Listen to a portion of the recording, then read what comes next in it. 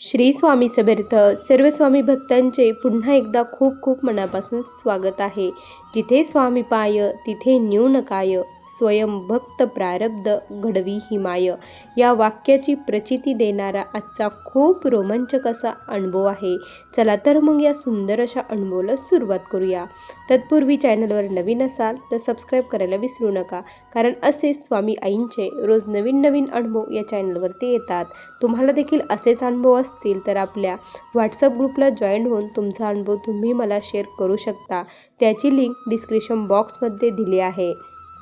ताई म्हणतात, सर्वप्रथम सर्वांना श्री स्वामी समर्थ. अनंतकोटी ब्रह्मांड नायक राजाधिराज योगीराज परब्रह्म भगवान श्री स्वामी समर्थ महाराज यांच्या चरणी कोटी कोटी प्रणाम. स्वामी भक्तांनो, आज मी तुम्हाला माझ्या जीवनातील महाराजांनी आम्हाला दिलेला खूप मोठा अनुभव शेअर करत आहे. तसे तर महाराजांनी आत्तापर्यंत छोटे मोठे खूप सारे अनुभव दिले. मी नाशिक येथील रहिवासी आहे. स्वामी भक्तांनो, सर्वप्रथम सांगायला फार आनंद वाटेल की मी महाराजांच्या सेवेमध्ये कशी आले. मी लग्नाच्या अगोदरच महाराजांची सेवेकरी होते, पण फार काही करत नव्हती. पण महाराजांच्या आरतीला जाणे, कारण मला एक आवडायचं, तिथे माईकमध्ये आरती म्हणायला मला फार आवडत असायची. त्या माईकमध्ये बोलण्यासाठी मी महाराजांच्या आरतीला जात असायची. त्यामुळे माझी आरती, स्तोत्रमंत्र सर्व काही पाठ होऊन गेले होते. पण कालांतराने काय झालं की माझं लग्न झालं. लग्न झाल्यानंतर त्याचा पूर्णपणे विसरच पडून गेला. लग्नामध्ये, संसाराच्या याच्यामध्ये पूर्णपणे मी पॅक झाले. महाराजांना पूर्णपणे विसरून गेले. लग्नाला 10 वर्षाचा काळ पलटून गेला. दुःखाचे दिवस यायला सुरुवात झाली. कुठेच आनंद मिळत नव्हता. दुःख सर्वत्र वाढत चाललेले होते. आर्थिक परिस्थितीबरोबर दुसरं एक खूप मोठं संकट आमच्यावरती कोसळलं होतं. त्यावेळेस माझा मुलगा अक्षय हा फक्त 2 वर्षाचा होता. त्यावेळेस अचानकपणे माझ्या मिस्टरांना एक रोग झाला. तो असाध्य रोग होता, बराच होत नव्हता. GBS सर्वांनी ऐकलेलंच असेल. यामध्ये सुरुवातीला लक्षण, आता जो नवीन असतो त्याला काहीच कळत नाही की नेमकी काय होतं. तर सुरुवातीला जे काही आपले हातपाय आहे त्यामध्ये प्राण राहत नाही. ते प्राण पूर्णपणे निकामी होतात. असं हळूहळू पूर्ण शरीर जे काही आहे त्याला अर्ध अंग त्याचं पूर्णपणे जातं. त्यामध्ये माझ्या मिस्टरांना सुरुवातीला असंच झालं. त्यांचे पाय हे निकामी होत चालले होते. त्यांना उभंच राहता येत नव्हतं. डॉक्टरांनी आम्ही गेलो, सर्व चेकअप वगैरे केलं. डॉक्टरांनी सांगितलं GBS आहे म्हणून. त्यावेळेस डॉक्टर म्हटले की यांना ॲडमिटच ठेवावं लागेल, यांची गॅरंटी नाही असं सांगितलं. माझे मिस्टर हे पूर्णपणे बेडवरती पडलेले होते. कंटिन्यू ते बेडवरतीच असायचे. त्यांना ऑक्सिजन देखील लावलेला होता. नंतर त्यांना प्रचंड त्रास व्हायला लागला.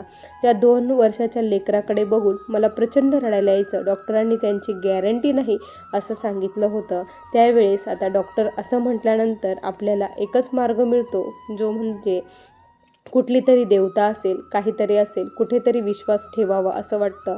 आणि त्याच वेळेस मग मला महाराजांची आठवण झाली.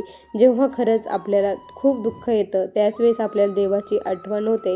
आणि त्यावेळेस मला महाराजांची आठवण झाली. आता काय करावं काहीच कळेना. मग माझी तिथे एक मैत्रीण होती, तिला कॉल केला. ती महाराजांची निस्सीम भक्त. माझ्यावरती असं संकट कोसळलेलं आहे, मला त्यांना वाचवायचं आहे. डॉक्टरांनी असं सांगितलं आहे, मी याच्यातून काय करू, मला मार्ग दाखव. ती म्हटले, तू एक काम कर, तू मठामध्ये जा, तिथे महाराजांना श्रीफळ अर्पण कर. तिथे जे काही सेवेकरी असतील, जे तुला सेवा देतील ती सेवा घे आणि ती सेवा मनोभावे कर, असं तिने मला सल्ला दिला. मग मी लगेचच धावत पळत मठात गेले. तो वार होता गुरुवारचा. डोळ्यामध्ये फक्त अश्रू होते, बाकी काहीच नाही. डोळ्यात अश्रू घेऊन मी मठात गेले. श्रीफळ वगैरे घेतलं. महाराजांना मी कळकळून विनंती केली, महाराज मी पूर्णपणे हारली आहे. मी तुमची भक्त आहे आणि तुम्ही माझा हात धरलेला आहे आणि तुम्ही तो सोडणार नाही. त्यामुळेच तुम्ही मला इथे पुन्हा एकदा घेऊन आलेला आहात, असं मी महाराजांना कळकळून विनंती केली. तुम्ही आज मला जी काही सेवा देताल ती सेवा मी मनोभावे करेल. फक्त माझ्या मिस्टरांना या संकटातून बाहेर काढा, त्यांना वाचवा, कारण माझं बाळ हे खूप छोटं आहे. त्याच्याकडे बघा, त्याच्या डोक्यावरून वडिलांचा हात काढून घेऊ नका, आम्ही पोरके होऊ, आम्हाला कोणीच नाही, असं खूप रडत रडत महाराजांशी मी बोलत होते. महाराजांशी विनंती केली, मला मार्ग दाखवा असं सांगितलं. त्याच वेळेस नेमकी त्या दिवशी मठामध्ये प्रश्नोत्तर कार्यक्रम होता. मी खूप रडत बघून सर्वांनी मला विचारलं की काय झालं. त्यांनी मला धीर दिला, ताई तुम्ही इथे आला आहात ना, आता सर्व काही व्यवस्थित होईल, काळजी करू नका, टेन्शन घेऊ नका, आता महाराजांवरती सर्व काही सोडून द्या, जे नशिबात आहे ते घडणार, पण आपला विश्वास कमी पडू देऊ नका आणि सेवा ही खूप वाढवा असं सांगितलं. मग त्यांना मी कळकळून विनंती केली की मला माहीत नाही सेवा काय आहे, काहीच नाही, मला फक्त सेवा द्या, तुम्ही जसं सांगताल तसं मी सेवा करेल असं मी त्यांना सांगितलं. त्यांनी मला 21 दिवसाची सेवा दिली. त्यामध्ये तारक मंत्र आणि 11 माळी जप, त्याचबरोबर स्वामीचरित्र पारायण हे ताई तुम्ही 21 दिवस करा. तारक मंत्राचं तीर्थ तुमच्या मिस्टरांना द्या, जी काही विभूती पडेल ती त्यांना लावा, पूर्ण शरीराला त्यांच्या लावा असं त्यांनी मला सांगितलं. मला एक मनामध्ये ऊर्जा निर्माण झाली की नाही आता काहीतरी होईल असं मनामध्ये वाटलं. महाराज आहे, अशक्य ही शक्य करतील स्वामी, हा भाव घेऊन ती सेवा घेऊन महाराजांकडून निघले आणि मी माझ्या मुलाला बोटाला धरलं आणि घरी आले. घरी आल्यानंतर महाराजांचा फोटो वगैरे काहीच नव्हता, तिथून फक्त मी स्वामीचरित्र आणि माळ घेऊन आली. त्या जे काही चरित्र होतं त्याच्यावरती जो फोटो होता त्यालाच मी आता सर्वस्व मानलेलं होतं.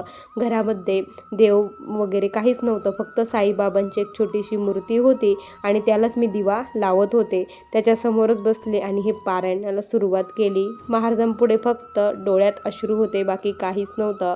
मी फक्त रडता रडता हे पारायण करत होती. तारक मंत्र ही खूप रडता रडता म्हणत होती, महाराज तुम्ही आहात ना, मग मला काहीतरी प्रचिती द्या. माझे मिस्टर तिकडं बेडवरती ऑक्सिजन त्यांना लावलेला होता, माझा भाऊ हॉस्पिटलमध्ये होता आणि मी घरी होते. मी सकाळी रोज ही सेवा करायचे, एकच आशेचा किरण की आज काहीतरी होईल आणि काहीतरी चमत्कार नक्की घडेल असं मला वाटायचं. आणि मग मी ते तारक मंत्राचं तीर्थ, विभूती वगैरे सर्व काही घेऊन महाराजांकडे म्हणायची, तुम्ही माझ्यासोबत चला असं म्हणून मी स्वामीचरित्र माझ्या पर्समध्ये घालायची आणि सर्व काही घेऊन हॉस्पिटलला जायची. मी त्यांना तारक मंत्राचं तीर्थ थोडंसं पिण्यासाठी दिलं, विभूती जी काही होती ती लावली. पण आणखी एक मोठी समस्या निर्माण झाली की माझे मिस्टर खूप दिवसापासून बेडवरती झोपलेले असल्यामुळे त्यांच्या पाठीला खूप मोठे मोठे फोड आले आणि ते फोड प्रचंड आग मारत होते.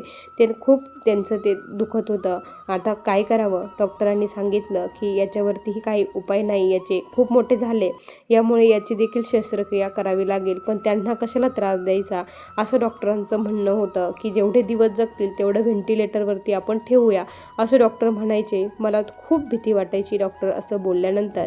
मग जेव्हा मी तारक मंत्राचा तीर्थ द्यायला सुरुवात केली, चौथ्या दिवशी एक पॉझिटिव्ह आमच्यासाठी गोष्ट घडली की ती म्हणजे माझे मिस्टर स्वतः श्वास घ्यायला सुरुवात केली. हे बघून मला खूप छान वाटलं. मग डॉक्टरांनी त्यांचं जे काही व्हेंटिलेटर होतं ते काढलं आणि त्यांना नॉर्मल बेडवरती ठेवलं. हे बघून मला एक समाधान वाटलं की नाही काहीतरी होणार. मग मी आणखी सेवा करायला सुरुवात केली. जेव्हा जेव्हा हॉस्पिटलला जायची तेव्हा तेव्हा कंटिन्यू तारक मंत्र, मिस्टरांच्या नाडीवरती महामृत्युंजय मंत्र, त्यानंतर महाराजांचा श्री स्वामी समर्थ मंत्र, या मंत्राचा मी जप करायला सुरुवात केली. डोळ्यात फक्त अश्रू होते, समोर महाराजांचा आशेचा किरण होता आणि सेवा ही सुरूच होती. मिस्टरांना देखील स्वामीचरित्र ऐकवत होती. त्यांनी कधीच देवाचं काही केलं नाही, त्यांनाही माहीत नव्हतं महाराज काय, पण ते माझ्याकडे बघायचे. त्यांना वाटायचं की ही कशाला करती म्हणून. माझं आयुष्य जेवढं आहे तेवढं मी राहणार. ते मला म्हणायचे की तू मला जगवण्याचा प्रयत्न करू नको, मी जातो, मला प्रचंड त्रास होत आहे, प्रचंड वेदना होत आहे असे ते बोलायचे. त्यावेळेस मला खूप रडायला यायचं की मी म्हणायचे नाही तुम्ही असं बोलू नका, महाराज आहे ते तुम्हाला याच्यातून बाहेर काढतील असं म्हणायचे. आणि स्वामी भक्तांनो, त्यानंतर काय झालं की एक दिवस बाहेरचे जे मोठे डॉक्टर होते ते डॉक्टर अचानक आले, कारण त्यांची व्हिजिट ही दुसऱ्या महिन्यामध्ये होते, पण ते अचानक त्यांचं येणं झालं. कसे आले काय आले माहीत नाही. तो वार होता गुरुवारचा.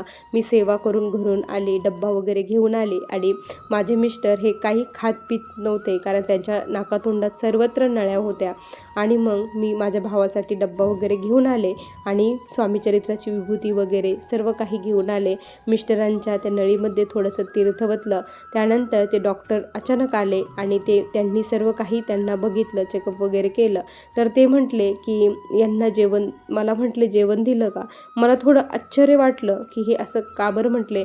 मी म्हटलं नाही हो, त्यांना जेवण देत नाही, त्यांना चावताच येत नाही असं मी त्यांना म्हटले. डॉक्टर म्हटले काही काळजी करू नका, आता ते 1-2 दिवसामध्ये जेवण घेतील असं ते म्हटले. हे मोठे डॉक्टर कोण आहे? मी कधी बघितलं नाही यांना. तर डॉक्टर बोलले दुसरे की हे मोठे डॉक्टर आहे, तुम्ही खरंच भाग्यवान आहात की यांची व्हिजिट दुसऱ्या महिन्यामध्ये होते पण ते आज आले म्हणून, आणि आता ते 4-5 दिवस इथेच राहणार आहे. हे ऐकून पुन्हा एकदा एक पॉझिटिव्ह समाधान वाटलं की पॉझिटिव्ह काहीतरी ऐकायला मिळालं. त्यानंतर खरंच त्यांचं जसा शब्द जणू काय महाराजच त्यांच्या मुखातून बोलले असं वाटलं. कारण 2 दिवसांनी माझे मिस्टर खरंच पातळ जे काही होतं ते खायला त्यांनी सुरुवात केली.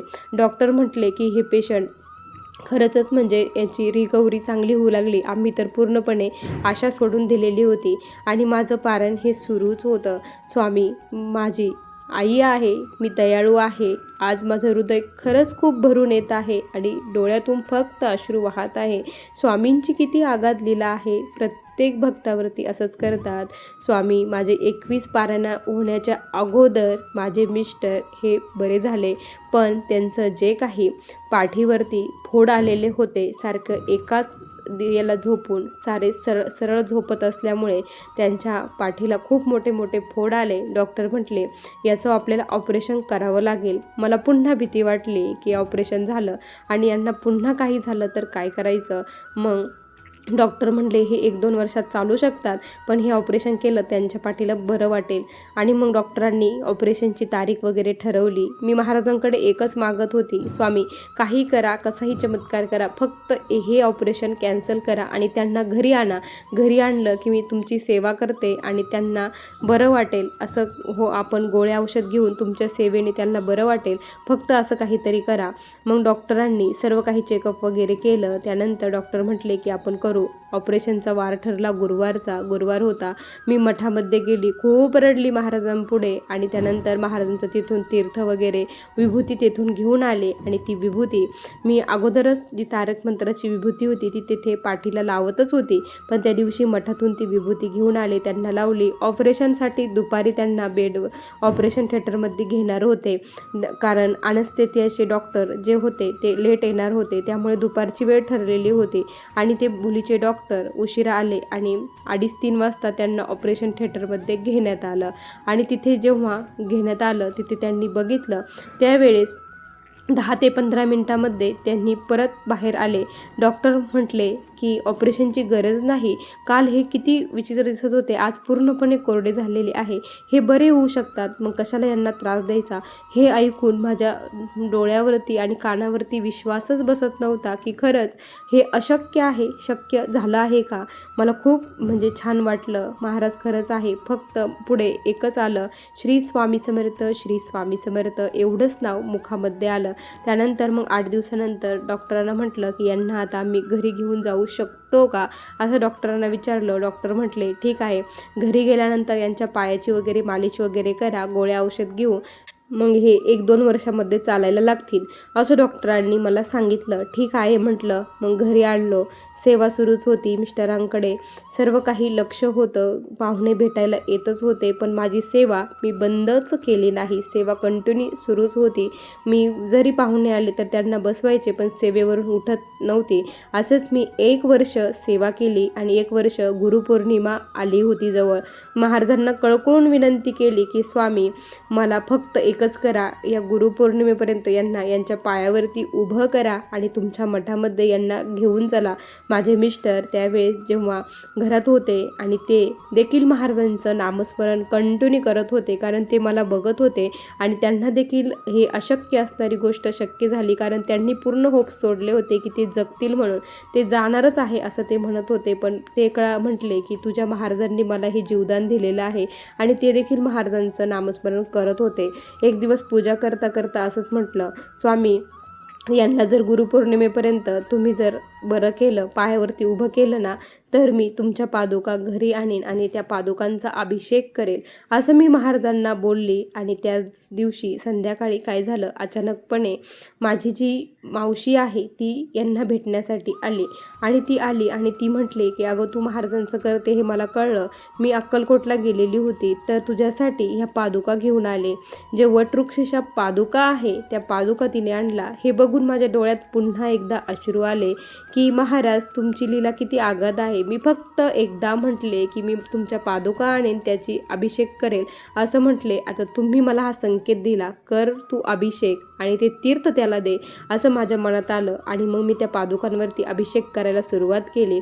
ते तीर्थ त्यांना देऊ लागले, त्याची मालिश करू लागले. आणि स्वामी भक्तांनो, तुमचा देखील विश्वास बसणार नाही, गुरुपौर्णिमेच्या अगोदर 2 दिवस माझे मिस्टर स्वतःहून चालत मठामध्ये गेले आणि त्यांनी महाराजांना तिथे दर्शन घेतलं. आमच्या दोघांच्या डोळ्यात फक्त आणि फक्त अश्रू होते. अशक्य ही शक्य करतील स्वामी, एवढाच भाव होता. तेथील जे दादा होते ज्यांनी सेवा मला दिलेली होती त्या दादांचेही खूप उपकार मानले. आणि दादा म्हटले, ताई करता करविता स्वामी आहेत, आपण फक्त निमित्त मात्र आहोत. स्वामींची इच्छा होती, स्वामींना तुम्हाला त्यांच्या चरणाचा दास बनवायचं होतं म्हणून हे घडलं.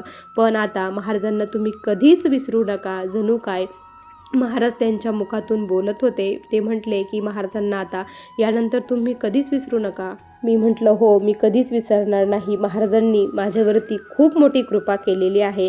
त्यानंतर आमच्या खऱ्या सेवेला सुरुवात झाली. आता जोडीने जिथे जाऊ तिथे सेवा असेल तिथे आम्ही जोडीने जाऊ लागलो, सेवा करू लागलो. आणि महाराजांचे एक एक चमत्कार आमच्या जीवनामध्ये घडायला सुरुवात झाली. स्वामी भक्तांनो, महाराजांचे अस्तित्व घरात असल्याची जाणीव क्षणोक्षणी महाराज करून देतात. एक असं आपण जेव्हा सेवा करतो त्यावेळेस आम्हाला वाटतं की महाराज आजूबाजूला आहे, कारण अचानकपणे कोणीतरी गेल्याचा भास होतो. त्याचबरोबर घरामध्ये प्रचंड म्हणजे प्रचंड सात्विक वातावरण, प्रचंड असं वाटतं की खूप पॉझिटिव्ह एनर्जी, जसं मठात गेल्यानंतर आपल्याला फील होतं तसंच घरामध्ये फील होतं की इथे कोणीतरी अदृश्य शक्ती आहे असा भास होतो. त्यावेळेस समजून जा तुम्ही देखील की तुमच्या घरामध्ये महाराजांचं वास्तव्य आहे. आणि घरामध्ये खूप थंडावा वाटत असेल तर आपल्या घरामध्ये महाराज आहे असं समजून जायचं. एक दिवस असंच महाराजांसाठी चाफेची फुलं आणलेले होते. ते फुलं सकाळी ठेवलेले होते. संध्याकाळपर्यंत फुले सुकतात हे सर्वांना माहीत आहे, पण ते चाफेचे फुलं 2-3 दिवस आहे ज्या परिस्थितीमध्ये ठेवलेले होते त्याच परिस्थितीमध्ये महाराजांपुढे होते. कारण त्यावेळेस महाराजांना आम्ही एकच विनंती केली होती की तुमचं अस्तित्व इथे असल्याचं आम्हाला काहीतरी पुरावा द्या. पण एक आहे स्वामी भक्तांनो, जेव्हापासून माझे मिस्टर व्यवस्थित बरे झाले तेव्हापासून मी महाराजांकडे काहीच मागितलं नाही. भलेही माझ्याकडे पैसा नसेल, काही नसेल, तरी देखील मी महाराजांकडे काहीच मागितलं नाही. महाराज मला 2 वेळचं जेवण देतात आणि मुखामध्ये त्यांचं नाव येतं, हेच आमच्यासाठी खूप आहे. आम्ही महाराजांकडे एकच मागणं मागतो की तुमच्या चरणाची सेवा आमच्याकडून करून घ्या, बाकी काहीच देऊ नका. असं नाही की माझ्यावरती संकट नाही, दुःख नाही, पण या दुःखाशी लढण्याची ताकद मला महाराजांची सेवा देते. मी महाराजांना हे दुःख कमी करण्याचं कधीच सांगत नाही, कारण हे भोग आहे, हे भोगूनच संपावे लागणार आहे. फक्त एकच मागते, ताकद द्या. आणि महाराज देखील मला ताकद देतात आणि माझ्याकडून सेवा करून घेतात आणि खूप छान छान प्रचिती अनुभव मला देतात की त्यांच्या अस्तित्वाचे. स्वामी भक्तांनो, तुम्हाला देखील महाराजांचे असेच अनुभव आलेले असतील. तुम्ही देखील आपला अनुभव सांगावा आणि तुम्ही जर अनुभव सांगितला तर तुम्हाला देखील खूप छान वाटतं, जसं मला आज वाटत आहे. मन मोकळं झाल्यासारखं वाटत आहे, मन खूप भरून येत आहे. आणि महाराजांची, माझ्या आईची किती आगाध लीला आहे हे मला आज देखील कळत आहे. स्वामी भक्तांनो, असे मला हे आलेले स्वामींचे अनुभव होते. श्री स्वामी समर्थ. बघा स्वामी भक्तांनो, किती सुंदर अनुभव आहे या ताईंचे. तुम्हाला हे अनुभव कसा वाटला नक्की कमेंटमध्ये कळवा. पुन्हा भेटूया अशा सुंदर अनुभवासोबत. तोपर्यंत सर्व स्वामी भक्तांना श्री स्वामी समर्थ. जय जय स्वामी समर्थ. श्री गुरुदेव दत्त.